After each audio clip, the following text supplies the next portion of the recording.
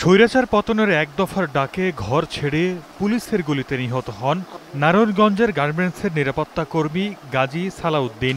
তার পরিবারের সঙ্গে দেখা করতে সিদ্দিরগঞ্জে এনসিপির আহ্বায়ক সহ নেতাকর্মীরা। এ সময় সালাউদ্দিনের স্ত্রীর সঙ্গে কথা বলেন এনসিপির আহ্বায়ক নাহিদ ইসলাম। খোঁজ খবর নেন পরিবারের। পরে সাংবাদিকদের সঙ্গে সমসাময়িক রাজনৈতিক বিষয় নিয়ে কথা বলেন এনসিপির আহ্বায়ক। জানান, আগামী 15 নভেম্বরের মধ্যে প্রকাশ করা হবে এনসিপির প্রার্থী তালিকা।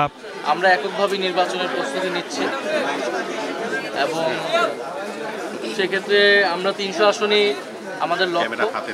তবে যারা ফ্যাসিবাদ বিরোধী এবং গণতন্ত্র প্রতিষ্ঠার লড়াইয়ে অগ্রণী ভূমিকা পালন করেছেন, সেটা খালেদা জিয়ার কথা আমাদের নাসিরউদ্দিন পাটোয়ারি বলেছেন।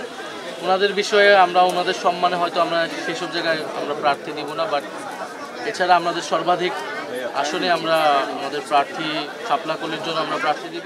জোট প্রসঙ্গে নাহিদ ইসলাম বলেন, আগামী জাতীয় নির্বাচনে এককভাবে লড়বে এনসিপি। 300 আসনে শাপলাকলি প্রতীকে প্রার্থী দেওয়ার কাজ চলছে। তবে জুলাই সনদ ও সংস্কারের দাবিগুলোতে কোনো দল সংহতি প্রকাশ করলে জোটের বিষয়টি বিবেচনা করবে এনসিপি। আর সমঝোতা বা জোট বা এটা আমরা বলেছি, এটা অবশ্যই একটা রাজনৈতিক বা আদর্শিক জায়গা থেকে হতে পারে। যদি সেরকম কোনো সম্ভাবনা তৈরি হয়, যেমন জুলাই সনদের বিষয়টা আছে, জুলাই সনদে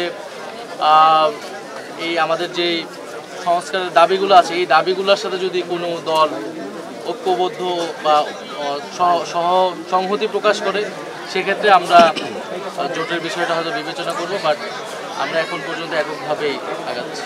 এ সময় জাতীয় নাগরিক পার্টির কেন্দ্রীয় যুগ্ম সদস্য সচিব আব্দুল্লাহ আল আমিন, কেন্দ্রীয় নির্বাহী সদস্য আহমেদুর রহমান সহ অন্যান্য নেতৃবৃন্দ উপস্থিত ছিলেন। পরে গাজী সালাউদ্দিনের কবর জিয়ারত করেন এনসিপি নেতারা।